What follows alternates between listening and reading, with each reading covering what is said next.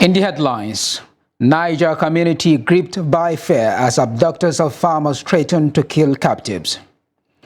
President Bola Tinubu inaugurates Senator George Akume as new secretary to the government of the Federation SGF at the council chamber. House of Representatives orders suspension of Air Nigeria. And on the foreign scene, United Nations War Crimes Court rules Rwandan genocide suspect Kabuga unfit to stand trial. Hello and welcome to Trust News Update. I am Abdurrahman Omar. Thanks for joining.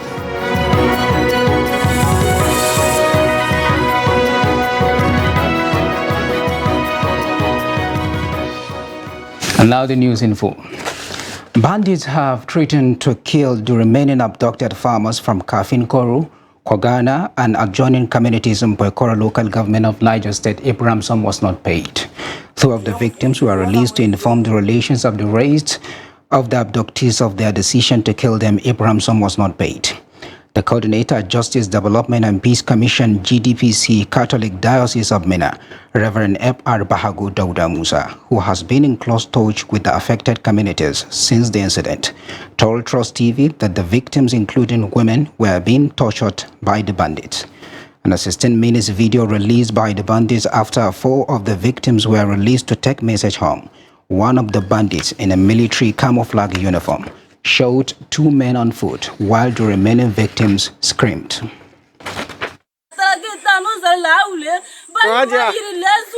Hajiya kin fi kowa iya Hausa, ki zo ki musu wani bayanin da za su fahimta. Kin gane?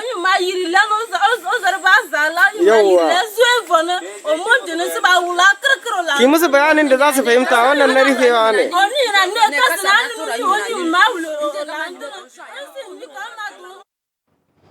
President Bola Tinubu on Wednesday swears in Senator George Akume as the new secretary to the government of the Federation SGF at the State House, Abuja.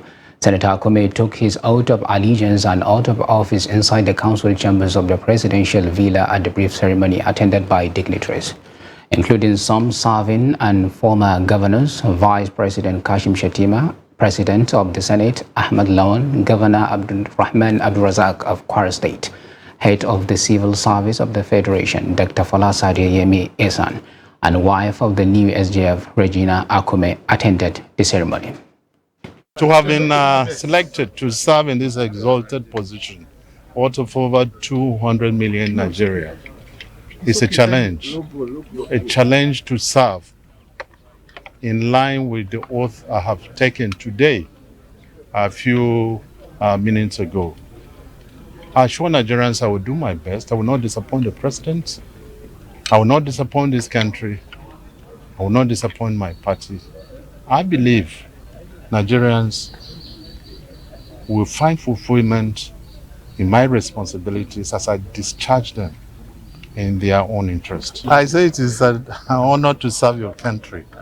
And so one has to show this sign of joy.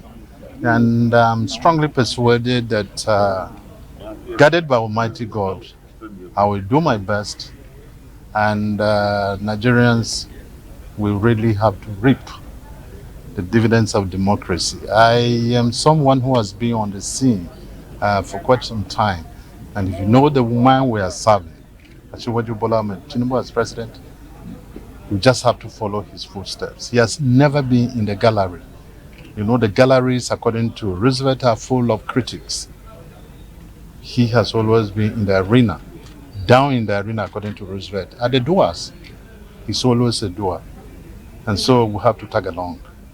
We must never afford to fail.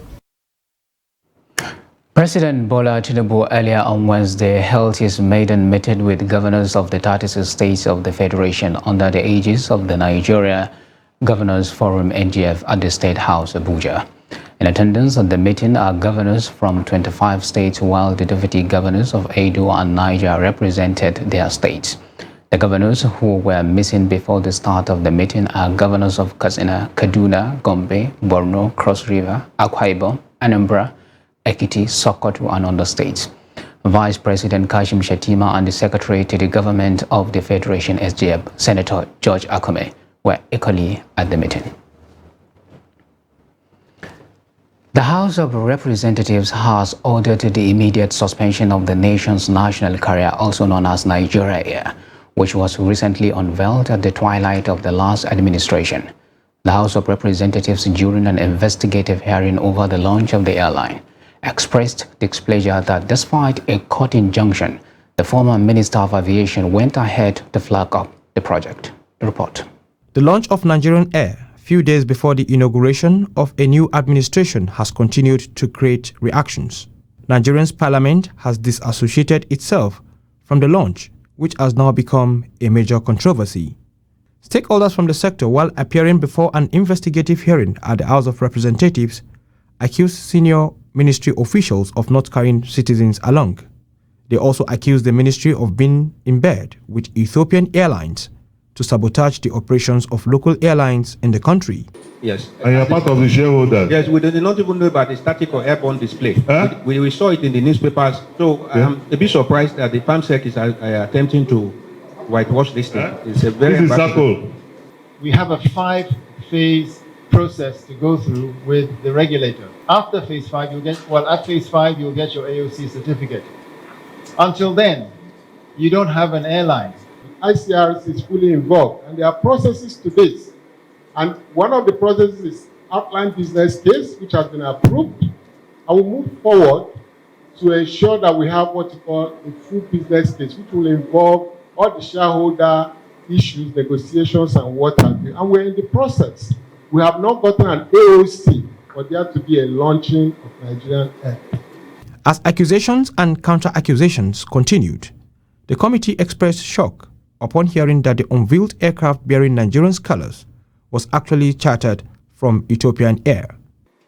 We granted the aircraft a flight permit. It was meant to be a charter flight from Ethiopia to Nigeria. After grilling senior officials of the ministry, lawmakers condemned the disobedience to a substantive court order which had sought to halt the project. The committee, after careful evaluation of the issues on the deliberation, is totally dissatisfied with the actions of the former Minister of Aviation, Senator Hadi Sirika, in going ahead to flag off the operations of Nigerian Air, despite a standing court injunction against such, and without any provision for sustaining the operations of the airline, Nigerian Air. We're equally irked by the role played by Ethiopian Airlines in this whole process. It does not speak well of the excellent relationship existing between the two countries. While the amount used to flag off the project remains unclear, the committee has ordered the prosecution of those involved in the controversy. No fewer than 108 Nigerians who have been stranded in Tripoli, Libya, had been received by the National Emergency Management Agency, NEMA. This is contained in a statement by the agency on Wednesday in Lagos. Mustafa Ahmed, Director General NEMA, who officially received the returnees on behalf of the federal government, said that the returnees comprise 52 males, 46 females, 4 male children, 2 female children, and 5 infants. Ahmed, who was represented by Mr. Ibrahim Forelai, Lagos Territorial Office Coordinator, said that the returnees arrived at the Murtala Muhammad International Airport Cargo Wing, Ikeja, late Tuesday evening. He said that they came in on board Al Burak Air Boeing 737-800 with registration number 5ADMG. The DG said the government was committed to improving the economy and make it beneficial to everyone. She assured that the President Bola Tinubu-led administration would focus on youth empowerment with a view to incorporating their energy and technological skills into developing the country. It has been estimated that 5 trillion pieces of plastic waste are laying on over 360 million square kilometers land and ocean globally, with Africa constituting the highest burden of plastic pollution.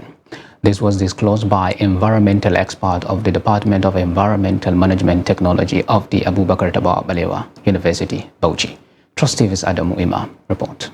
With the theme, Solution to Plastic Pollution, environmental experts say the amount of effect of plastic materials are causing havoc on the natural environment. leading to long-term devastation on plants, animals, and humans. They said currently both individual and corporate bodies are depositing large amounts of unnatural materials into the environment, particularly agricultural soil, without understanding the negative effect of such action. Public. And this plastic create a lot of problem to the environment, more especially to the soil. Our communities are agrarian in nature, so it has effect on the soil. It also has effect, it's one of the causes of flooding, because the plastic waste that have been discarded normally block the drainages, and when it rains heavily, it now causes flooding. It also have a hazardous effect with regard to the air. With that, we can be able to fight poverty with that, because if we can now take at least 50% of the plastic thrown into the public, into the environment, then we can be able to generate nothing less than like $2.5 trillion US. Then with that can be reinjected, can be unleashed and be reinjected into the economy. And that will now create a lot of values. So that is why, yes, we can be able to use, because that is what some people are now even saying. You can turn problem into an opportunity.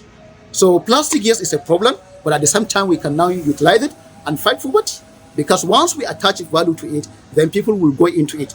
In the same vein, students embark on awareness creation on the importance of waste to wealth. The theme of this year is well chosen because of the impact, the negative impact plastic use has been playing in our environment, the negative impact.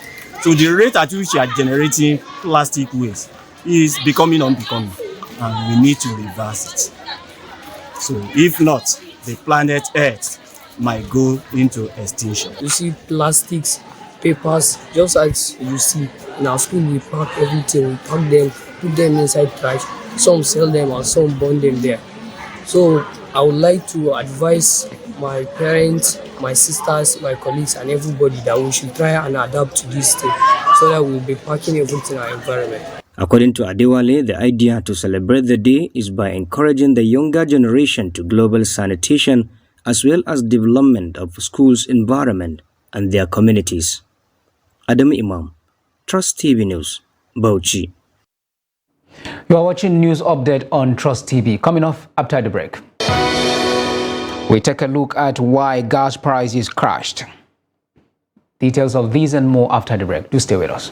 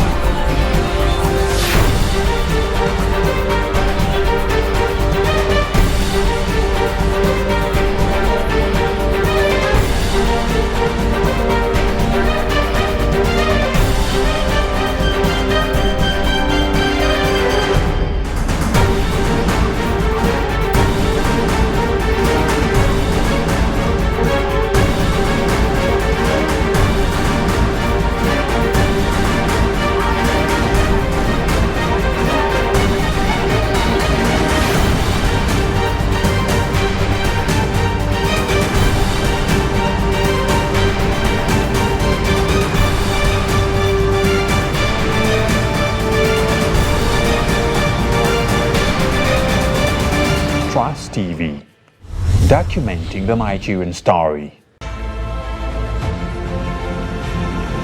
Now, as part of efforts to support Africa's goal of strengthening... Now, looking at the activity chart, as you can see right here, a total volume of 130... Created a Boko Haram crisis that at that time was restricted to Yobe. How secure are they? You can see security men with blood. This is the road leading up to the... Already, if you look at English squad, you are looking at EPL, you are looking at their names. You are not looking at...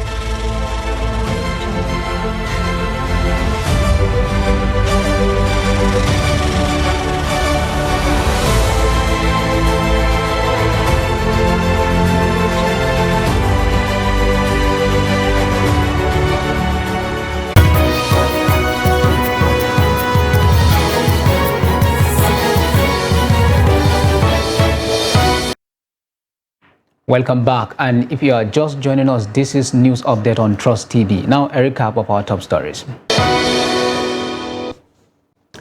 Niger community gripped by fears as abductors of farmers threaten to kill captives. And President Bola Tinubu swears in Senator George Akume as new secretary to the government of the Federation SGF at the council chamber. Now, moving on to more stories.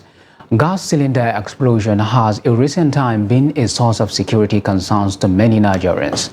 When it occurs, it creates panic and suspicion that an improvised explosive device may have been planted by suspected terrorists. Abdurrahman Umar speaks with critical stakeholders on tips that can be used to avert gas cylinder explosion in the country. The report. Gas cylinders. Over 4 million of them exist in homes across Nigeria.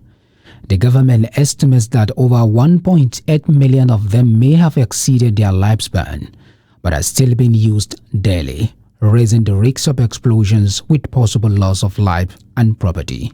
Gas cylinders explosion may be restricted to the business premises of retailers, but due to the increased usage across households in the country, incidents of domestic gas accidents do occur. The question many are asking is why Nigerians are not adhering to safety procedures in the use of gas. Could it be because gas cylinders being used in our homes are substandard or expired? Taso Ogunwem is the Director of Product Certification of the Standard Organization of Nigeria (SON), and he attested to the fact that some gas cylinders imported into the country have passed their lifespan. If you are buying a cylinder, look at the bottom of it, the date is coded on it. So if you calculate and it's more than 15 years, start getting worried. If it is more than 30 years, it's even the worst. That is, if you see it up to 30 years, it has been revalidated and is becoming weaker. So if you are buying a cylinder, lift it up, look at the bottom, it's coded there. Amunusan is a gas cylinder retailer for many years. He shares with us ways one can tell if a cylinder is actually substandard. Anytime you cook, make sure you are cleaning the gas cylinder. When you go for gas refill, make sure they are checking it out for leaking. Also, sometimes you might notice a rust from the bottom of the gas cylinder due to water, which might cause the leakage. It is important to always notice such things before using the gas cylinder, or after you finish using the gas cylinder. It's important to watch out from the bottom for the rust and for the leakage.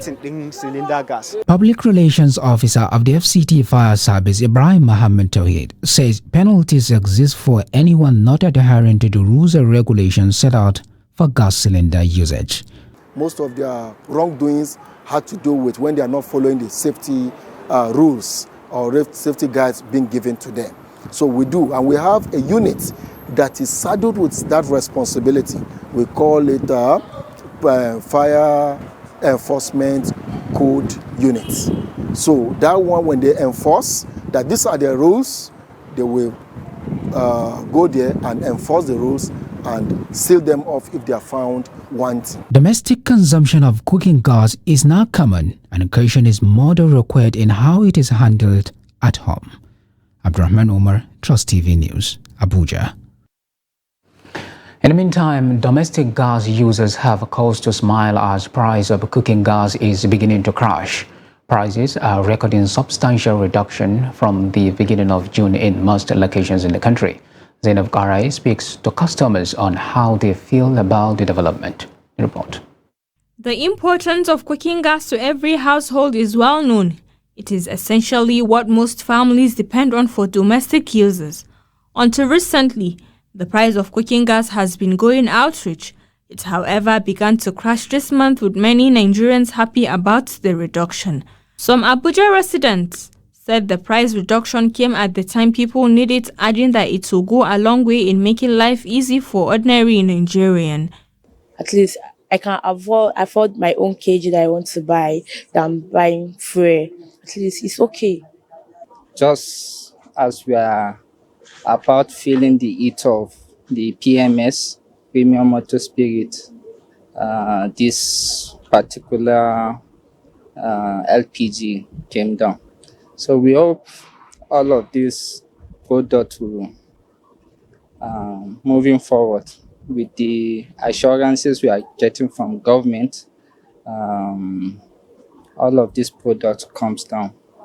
Domestic gas sellers explain that they buy at a relatively lower price and therefore nothing will stop them from selling it to people at lower price. Mostly, LPG prices used to determine with the price of AGO, because most of LPG trucks, they were using AGO for their transport, that is diesel. So the price of AGO started coming down for over 6 months ago. So since that time when this AGO prices started coming down, then LPG prices start coming down. But with this recent days, we have seen a massive decrease in these LPG prices. Together with this AGO, as I told you before, it determines with the AGO prices. Before now, 12.5 kilogram is sold at over 10,000 naira, but now is sold as low as 8,000 naira. Zainab Garaye, Trust TV News, Abuja. Agriculture is an age-long business in Nigeria and Africa. It was the bedrock of the Nigeria's economy before crude oil was discovered. Event in recent past has, however, shown a renewed call for citizens to embrace agriculture. This workshop, organized by key stakeholders in the industry, is targeted at encouraging the development of agricultural value chain. Speakers believe the event will equip agribusiness startups with essential skills needed to access finance and ensure the sustainability and attractiveness of their ventures at both local and international levels. Nigeria, during our time, climbed up the table to become the property capital of the world briefly, and before we handed over the baton back to India. Our generation grew up in an era when unemployment rose to the highest in Nigeria. Our generation rose to the period when Nigeria quadrupled its population, and therefore there's a greater economic need of Nigerians.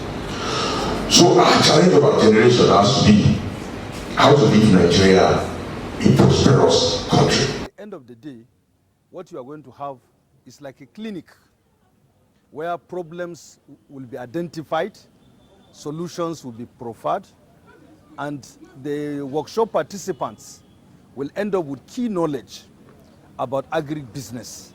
And they will also have some startup capital where they will now go and put their knowledge into practice. And therefore, to a large extent, it is a workshop that is harnessing resources to ensure that we put it into practice in the area of agriculture. And I'm happy, particularly for this practical experience that we had today, going to this farm at Gate Farm, and also where we are right now. I mean, exposing these SMEs to these firms that have gone ahead of them, not to intimidate them actually, but to just show what they can be if they are committed and if they leverage on the experiences they have gained from this Project Sparrow. So for me, it's quite a good experience. And on foreign scene, judges at the United Nations War Crimes Court at The Hague have ruled Félicien Kabuga, the 19-year-old Rwandan genocide suspect, unfit to stand trial. Kabuga, who had been living under a false identity and evaded capture for decades, was arrested at his Paris home in May 2020. He was then extradited to The Hague, where he entered a not guilty plea. He went on trial in September last year, but refused to appear in court or remotely at the start of his trial.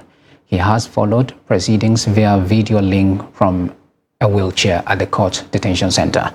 The court put the trial on hold in March this year over health concerns.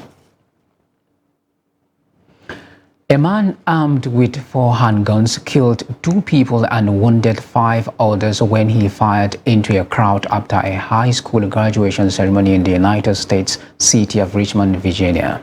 Police said they arrested one suspect, a 19-year-old man, in relation to the shooting near a theater where the graduation ceremony had taken place adjacent to the campus of Virginia Commonwealth University.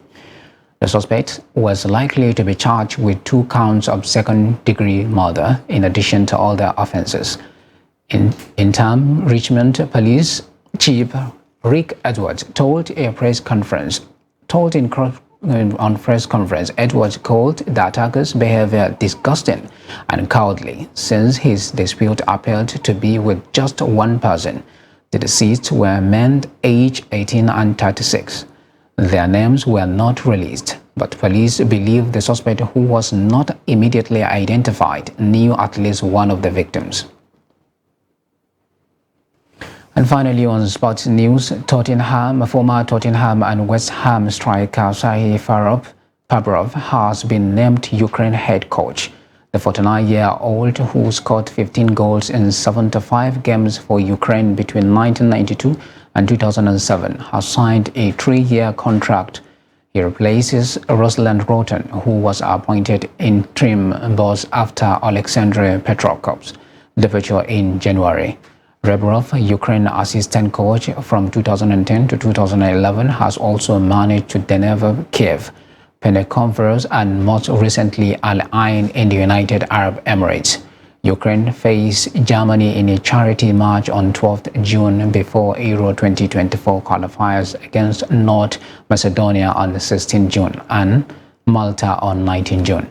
A club record €11 million signing in 2000. Rebrov played 60 games for Tottenham between 2000 and 2004, then 27 in a one-season spell at West Ham. Top seed Carlos Alcaraz will face Novak Djokovic in the French Open semi-finals after crushing Stefanos Tsitsipas to set off the highly anticipated clash.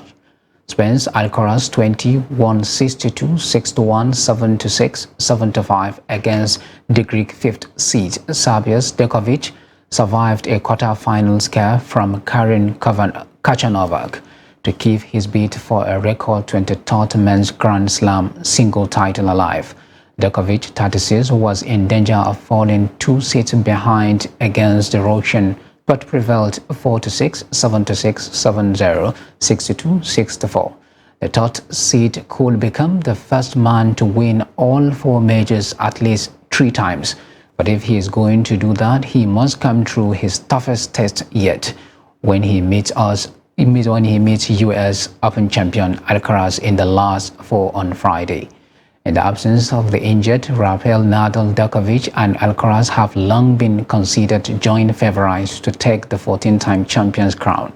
What they have shown so far in this tournament strongly suggests that remains the case. With that, we have come to the end of the Trust News Update. Do not forget to follow us across all our media platforms and our YouTube live stream. I am Abdurrahman Omar. Thanks for watching and bye for now.